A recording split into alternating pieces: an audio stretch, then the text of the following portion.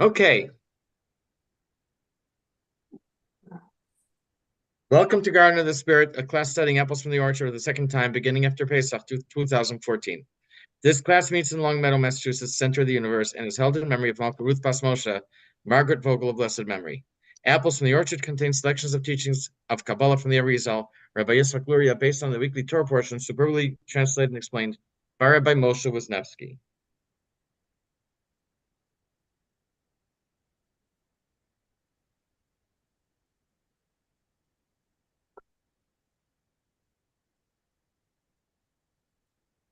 Okay.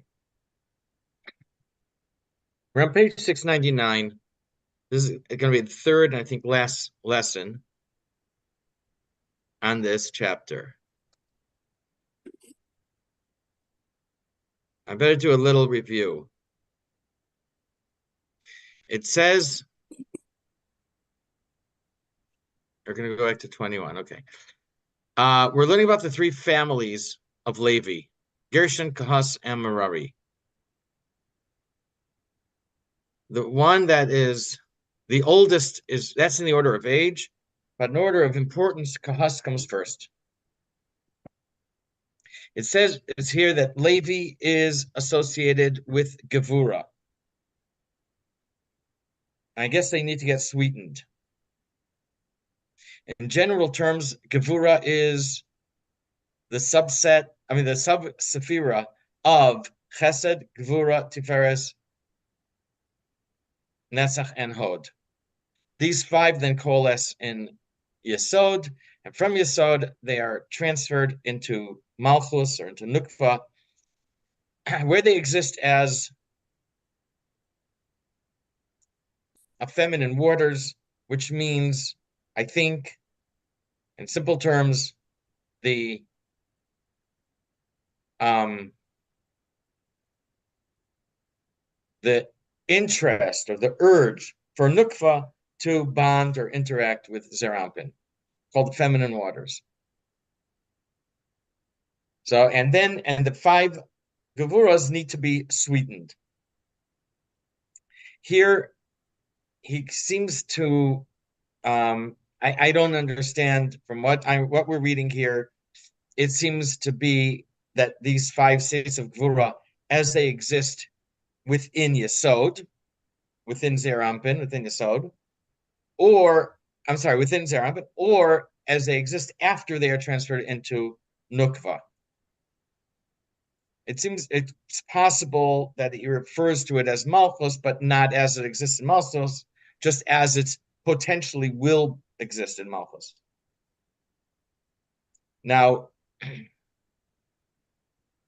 is that it? So the three families of Levi correspond. The three families of Levi correspond to three subcategories of the five Gevuras, the five severities. The number I'm going to go back and read number 6. The first this we said that there were two categories. We're going to focus only on the first one. States of Gvura in Malchus, or like I say, possibly in Zerampin preparing to go to Malchus. So the primary aspect of the state is in Zerampin, the emotions. As we said, this is the sub-spheros of Gvura within Chesed, Gvura, Tveres, Nesach, and Hod. That's number one, the Gvuras as they exist in Zerampin. Number two is where they come from, their source. The emotions in Zerampin come from the crown of Gvura, crown here referring to the states of Gvura within the intellect, specifically the Das of Nukva. And finally, where do they go to? Number three, the states that they from the states of Gvura and Zerampin, they gather and coalesce in Yesod, ready to be transferred into Malchus, the last sphere. So that is the review. Where I say we're going back to number 21. So we said that the Torah says you should count the family of Kahas, and this is what their jobs are going to be. You should when they carry the Mishkan. You should count the family of Gershon, And then this is what their jobs are going to be. And you should count the family of Merari, and this is what their jobs are going to be. When it says you should count, it says literally lift up the head of, which, or you could say take a head count. But literally, it's lift up the head of. When then it says according to their father's house, according to their families. And for the first and the last, Kahas and Merari, it says first the families and then the father's house. For Gershon, that's the one in the middle, it says first the father's house, then the families. What's the difference? Father's house is where you come from. It's your ancestor or your ancestors. The family is, I guess, what is who you part of where you are. So we just said the families. We also said that we have two levels. The names of the levels are Rachel and Leah. Leah refers to thought. Rachel refers to speech. Leah refers to what's hidden. And here it speaks of both of them in Malchus. In other places, it associates Leah with Bina, with what's hidden and thought, or expression for within. And Rachel is speech, expression for without. And we connected the word avosam, their father's house, with Leah. And we connected Rachel with Lemishpachosam, their families. The first three letters of Lemishpachosam, their families, are Lamed Mem Shin with a gematria of 370. 370 is a really good word in Kabbalah. There are 370 lights that shine into Malchus. And we're going to start with number 21. The first three letters, Lamed Mem Shin, have a gematria of 370. These are the 370 lights that shine in Malchus. What are the 370 lights, you ask? Well, I know we've come across it here and there. I wasn't clear on it. I opened up. I looked in Chabadpedia. I looked online and I found from Chabadpedia. It says like this. I didn't want to lose it, so I saved I copied and pasted the Hebrew, and then I translated it. The source of the 370 lights is the word ve'emes and truth. Okay. Of the 13 attributes of mercy. It's mentioned numerous times in Kabbalah and refers to the revelation of the light of the face of the living king, or Penei Melachayim. This is Hashem's love for each Jew. In Kabbalah, it's also called the revelation of the two apples of Arach Anpin. It is known that Arach Anpin is synonymous with the supernal will. Arach Anpin is the lower level of Keser, which has some kind of remote connection with our world. Which said the two apples. We're going to come across this later. There are on the face, there are two different sections of the beard connect with different words from the 13 attributes of mercy, of divine mercy. And the word ve'emes, I looked this up this morning. The word ve'emes is connected with the two cheeks that are exposed. The two cheeks don't have facial hair. So you want to see someone's face and he has a beard, you're gonna see the cheeks. The cheeks that are exposed.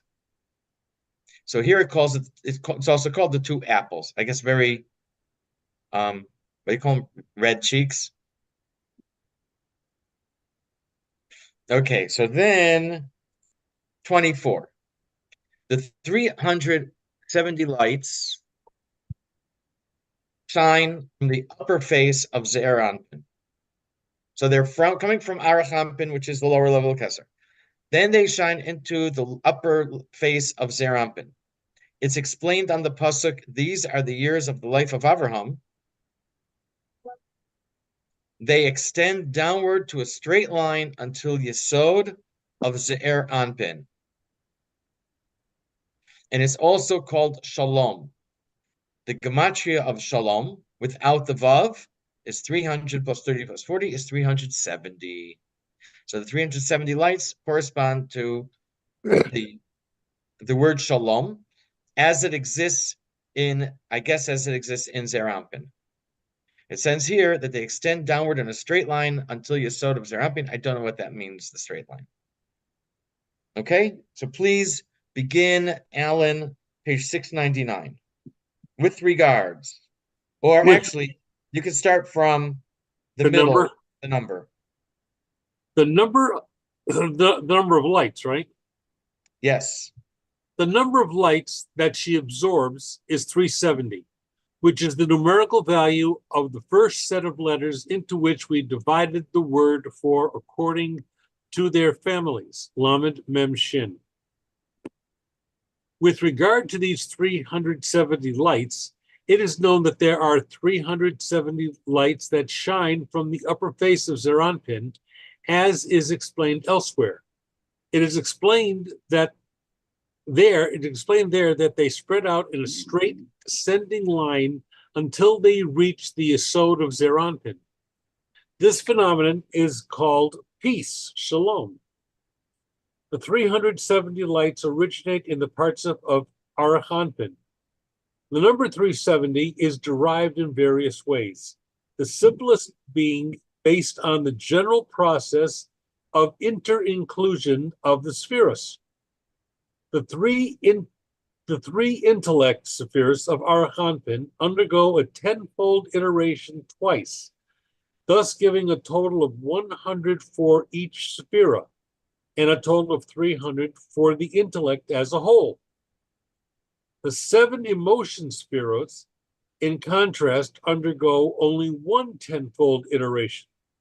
This gives 7 times 10, or 70. The sum of the iteration of all 10 spheros is thus 370. These 370 lights are said to shine out of the face of Arach Anpin, and in doing so manifest tremendous goodwill and mercy. Even in everyday parlance, when someone is in an especially happy mood, we speak of his face lighting up. Arach Anpin is the participle of the super-rational will, so when light or positive energy emanates from its face, Hashem's goodwill is manifest in creation. When these 370 lights reach Ze'er Anpin, they shine in it as well, and thus the emotions are lit up by the will. As we have explained previously, Ze'er Anpin is the main participle of any world, which simply means that the measure of a man is his emotions. This is why the emotions are called in Hebrew midos, literally measures. Man's intellect is, of course, his distinguishing human factor, but abstract intellect that does not produce an emotional response is not worth much. Similarly, he may possess all kinds of good intentions and wills, but these become actualized only beginning with emotions, which in turn serve as the motivation for action. The emotions, Chesed, Gvur, and Tiferes, Netzach, and Hod, all coalesce in Yesod, the sephira of sexuality. Sexuality is the drive to connect with the world and affect it, to reproduce one's image and imprint on reality. The most profound and physical manifestation of this drive is, of course, the drive to have children and perpetuate oneself and his ideals for posterity. But in essence, any interaction between the person and the world outside him, including interactions with any other creature, are sexual, in that the interaction he seeks to leave his imprint on reality in some way.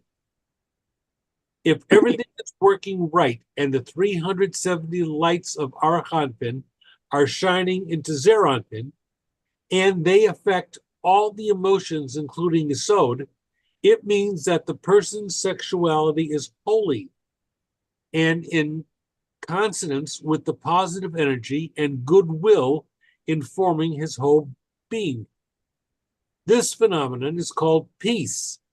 The individual is not torn between what he knows his higher ideals should be and the negative egocentricity his unrectified sexuality puts him toward.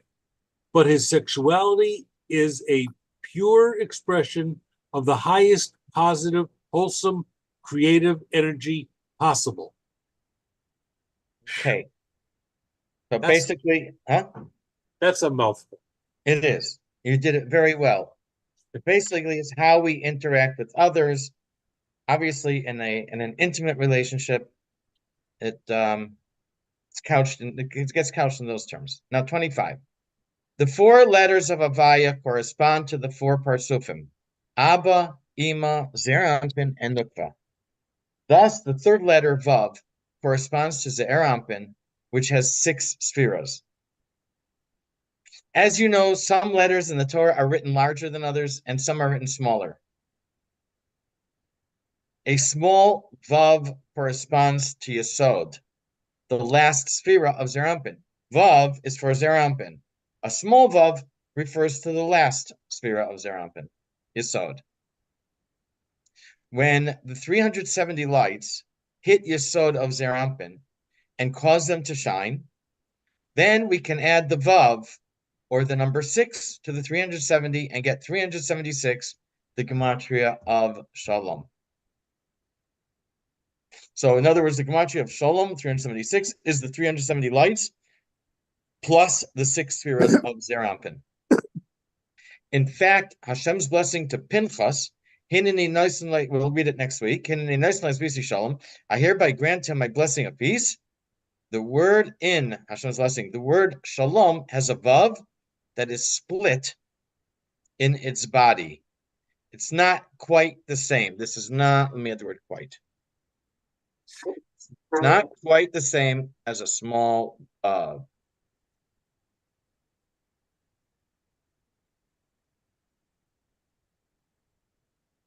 but me it's close.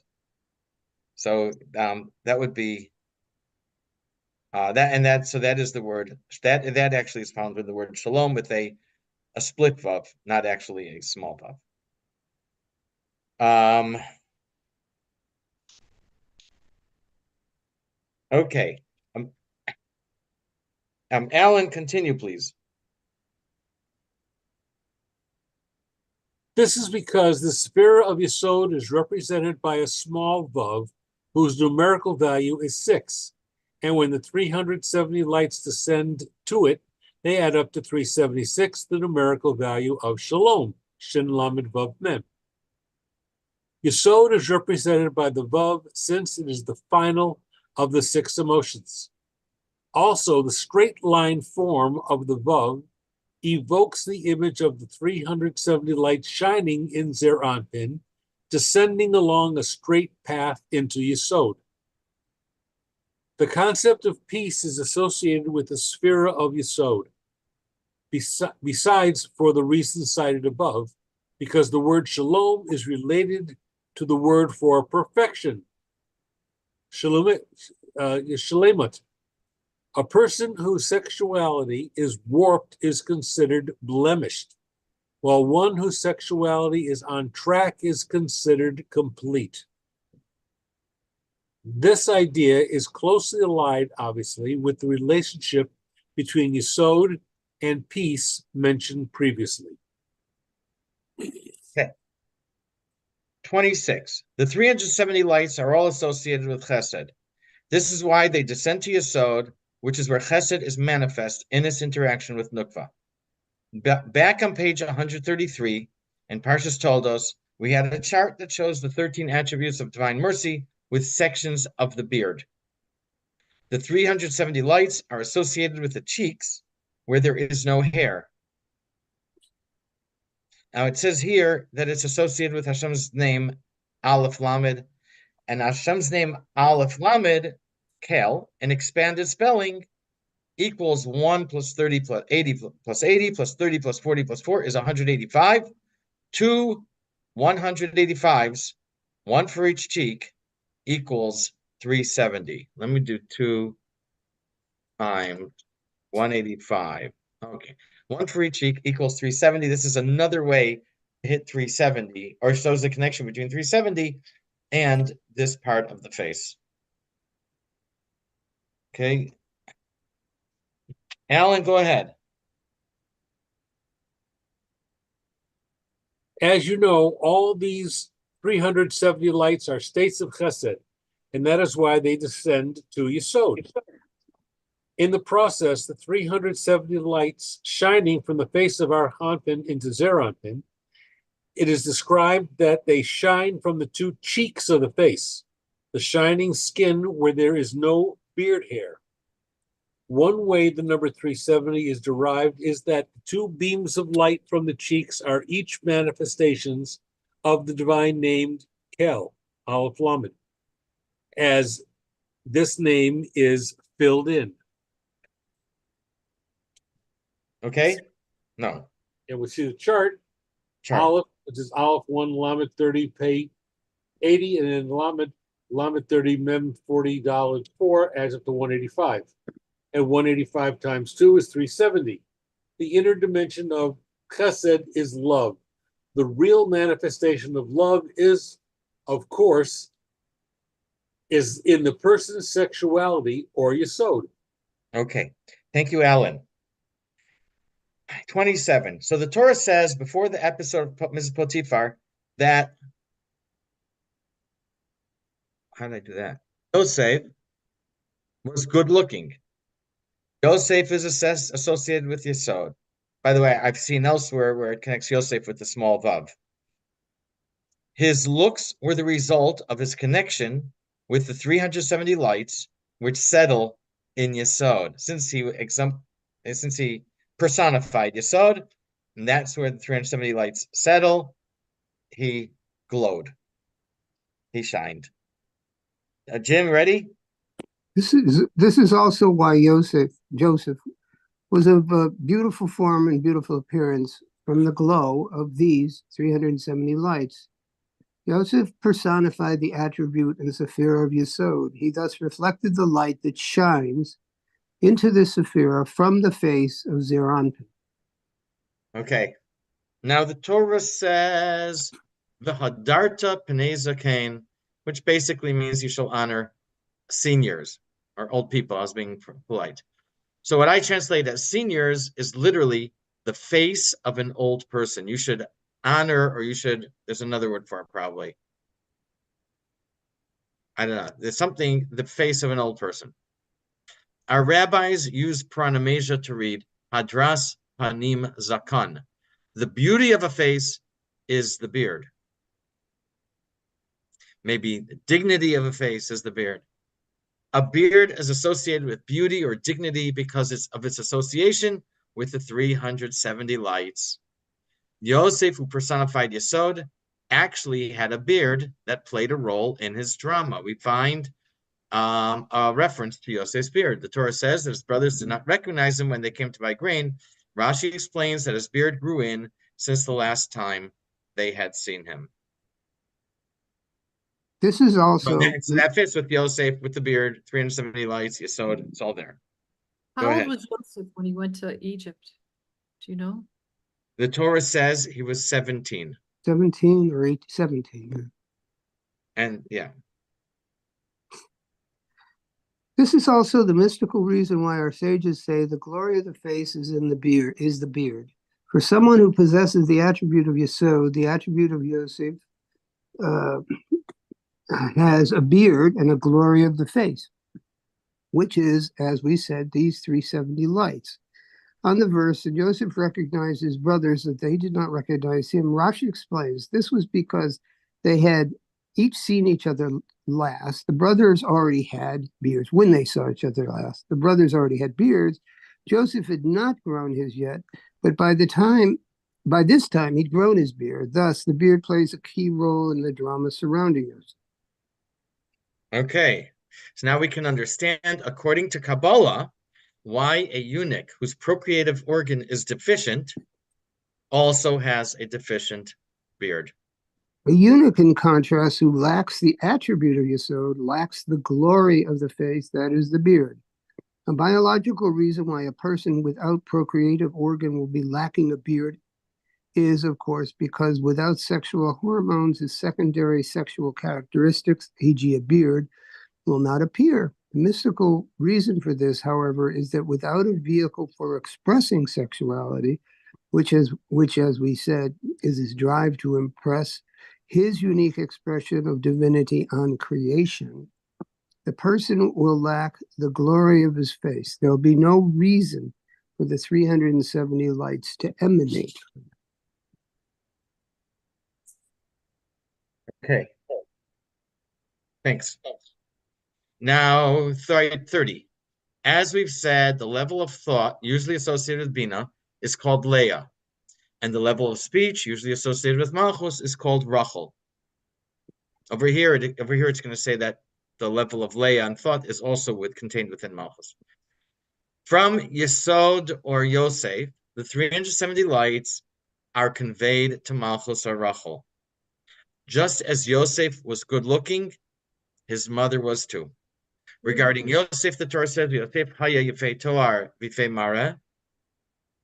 And regarding Rachel, the Torah says, and if I'm not mistaken, I did this from memory, an identical expression, except in the feminine grammatical term instead of masculine, that Rachel haisa yifas toar v'ifas mareh, that Rachel was loosely translated, it means good looking. It uses the same terms for both Yosef and Rachel. The level of Leah, which is, and again, this is because the 370 lights are conveyed from Yosef to Rachel, from Yesod to Nukva.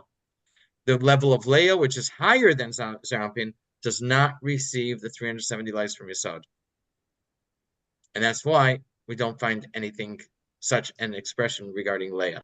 Again, 370 is the gematria of the first three letters, Lemishpechosam, according to their families, which is written first for the Levite clan of Kahas. This comes first with Lemishpechosam. Of Kahas,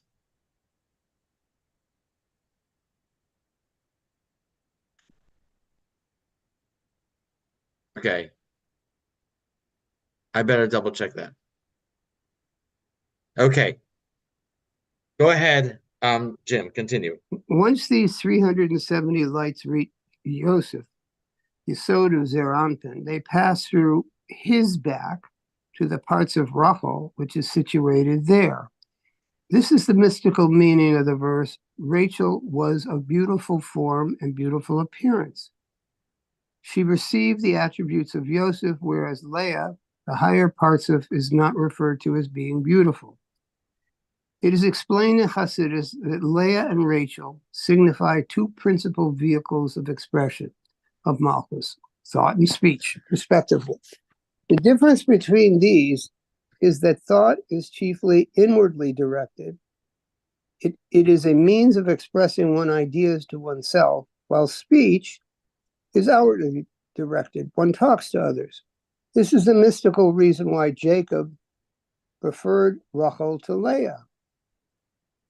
He sensed that she personified speech, which is a more effective way of making one's imprint on reality than his thought, and therefore was driven to channel his sexual creative energy specifically through her. This is why, despite the fact that thought, Leah, is a higher revelatory experience to the thinker than speech is to the speaker, only Rachel is described as being beautiful. The glow of beauty is the reflection of the glow of the 370 lights of goodwill, optimism, purity, and these are fully manifest only when they flow into full expression. And 31, in practical terms, Yosef was Rachel's son. So it would not seem to match this idea that Rachel receives from Yosef. But we do find an instance where where Yosef preceded her, and that is where the Torah tells us that when Yaakov's family bowed to Esav, Yosef's name is mentioned before his mother, to teach that he stood in front of his mother to prevent Esav from getting a good look at her. This idea that Rachel stood behind Yosef matches our teaching that Yesod, Yosef, transmits to Nukva Rachel, or precedes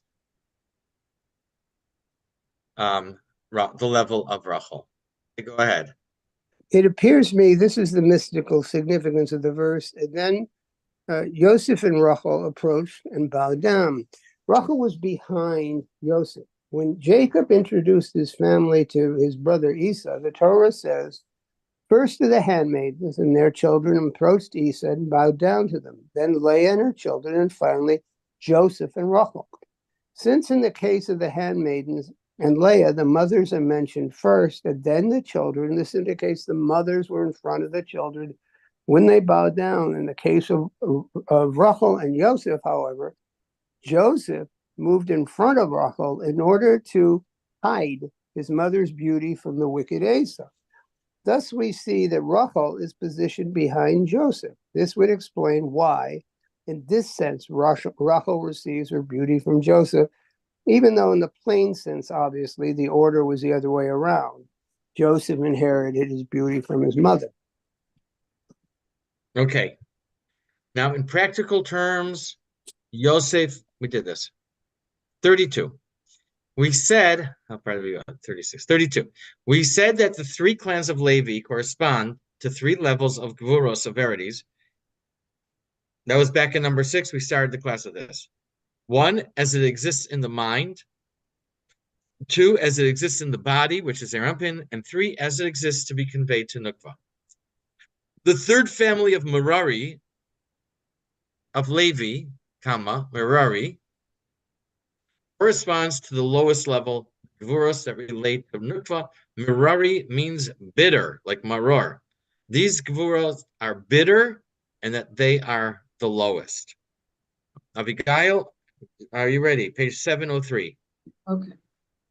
The sons of Merari also manifest the 5 states of Gevurah, but they manifest the 5 states of Gevurah of the feminine waters that exist in the Yesod of Nukva. This is why they are called Merari, meaning bitter, referring to the states of severe judgment they comprise. For they are the lowest states of Gevurah in Nukva. All right. The gematria of Merari is 40 plus 200 plus 200 plus 10 is 450. We have 5 Gevuras. Each Gevura is a feminine form of the feminine waters that is in Nukva. And Mayim, which is water, is 90. Mem is 40 plus Yud 10 plus Mem 40 is 90. 90 for the 5 Gevuras gives us 450, the gematria of Merari.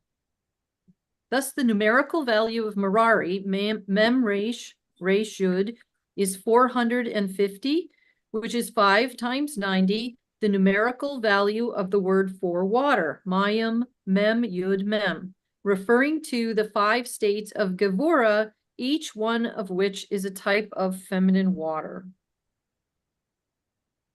34. For Kahas and Gershon, the Torah begins, lift up their head. That's the first 2 families. It's not mentioned for Merari. This word is left out. Since Merari represents the most bitter state of Gvura, that do not states, or that do not ascend, if they were to ascend, they would make the higher states bitter as well. So therefore, they don't ascend. It does not say lift up their head. For Gershon, who represents the states of Gvura and Zerampin, it says lift up the head. We learned last week that the lights shine down to Yesod and then they bounce back up. And I think that's what it means by lift up the head. We'll talk about that later. It says for Gershon, it does not explain it for Kahas, by the way. Okay, continue, Abigail. It is I need for this reason.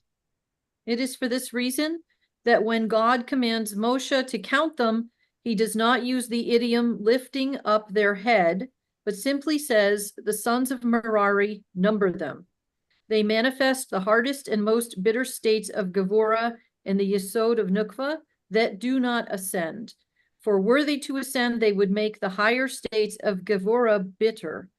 As we said above, only the descending states of Gevurah, corresponding to the clan of Gershon, rebound when they hit Yesod of Nukva. The third lowest set of the states of Gevurah do not rebound.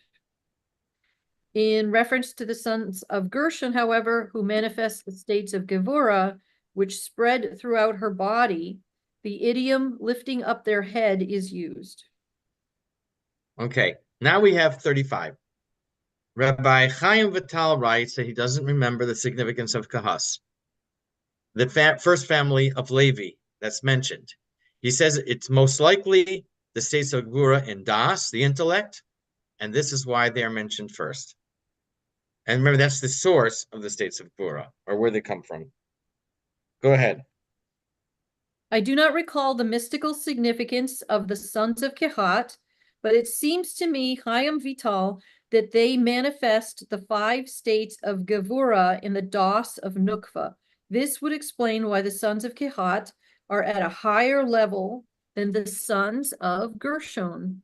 This is a logical assumption, for of the 3 subcategories of the first category mentioned at the beginning of this passage, 2 have already been assigned, and only the highest subcategory remains for the clan of Kehas. The job of the Kehat clan is explained first at the end of Parshas Bamidbar, before those of the clans of Gershom and Merari at the beginning of Parshas Naso. Furthermore, the Kehat clan's job is to pack and unpack the actual vessels of the tabernacle, the ark, the menorah, the 2 altars, and the table, referred to as the holiest of holy, while the other clans are to pack and unpack the boards and curtains that comprise the tabernacle structure and the curtains surrounding the tabernacle compound. 36. So for Gershon, it first says their father's house and then their families. The Gvuros represented by Gershon are the ones that hit the bottom and then bounce back up. Right. When they bounce up, they first light up Leah, Bina, and only afterwards Rachel, Malchus. For Kahas and Merari, first says their families, and only afterwards their father's houses, because the level of Rachel is lit up first. I do not understand why this is. It seems like it should be the other way around, but it isn't. So you think if it's bouncing back up, it would first light up the bottom. It would be on the rebound. First light up the bottom and then light as it goes back up. If it's heading straight down, it would first light up the higher one, then the lower one. It's counterintuitive. It's the other way around. Why it is, I don't get, and he doesn't explain. Or I didn't see an explanation. But that's what it says. Okay? You can go ahead. Now in the directive to count the sons of Gershom, the expression according to their fathers' houses and their families is used, while in the directive to count the sons of Kehat and Merari, this expression is reversed. This is because Gershon manifest the states of Gevurah that descend and reascend, as we have explained. Their light is not noticeable until they have ascended. Their light thus may be considered to shine only after they have ascended. Therefore, their light reaches the first parts of Leah, who is called their father's house, and only afterward reaches the parts of Rachel, who is called their families. This is not the case with the sons of Kehat and Merari, and therefore the order for them is reversed. Sons of Kehat, the 5 states of Gevurah and Das of Nukva, according to their families and their fathers' houses. Sons of Gershon, the 5 states of Gevurah that spread throughout the body of Nukva, according to their fathers' houses and their families. Sons of Merari, the 5 states of Gevurah in Yesod of Nukva, the feminine waters, according to their families and their fathers' houses. Okay, so there are some things here that aren't fully explained or I didn't catch, but the general idea we have is that three families of Levi correspond to three sections, three categories, subcategories of of um of the five gevuros, the five severities. The